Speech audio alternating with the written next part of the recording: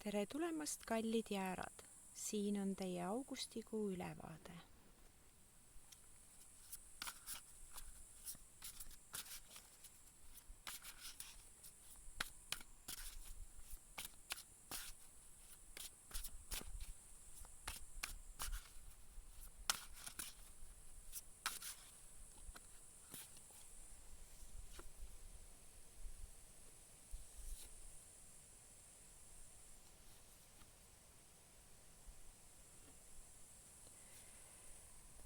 Jääradel tundub olevat uus perspektiiv või uus plaan.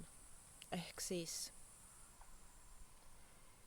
rahulolu, mis on ajutine olnud, tundub nüüd, et oleks vaja midagi uut otsida, midagi muud, midagi teist.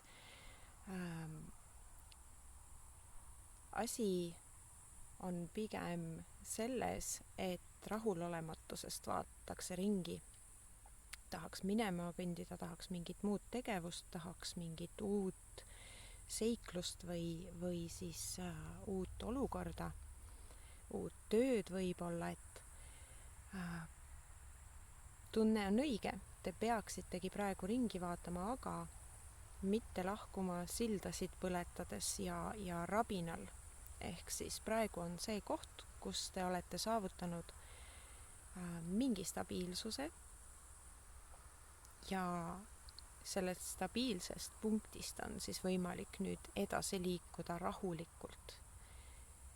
Kiiret ei ole kuhugi, praegu oleks hea aeg siis vaadata üle, kas ma tahan midagi uut tegelikult või on see mingisugune tavaline muster, mis tõmbab, et ma jälle löön käega ja otsin omale mingi uue tegevuse, uue töö või kas või uue elukaaslase. Ehk siis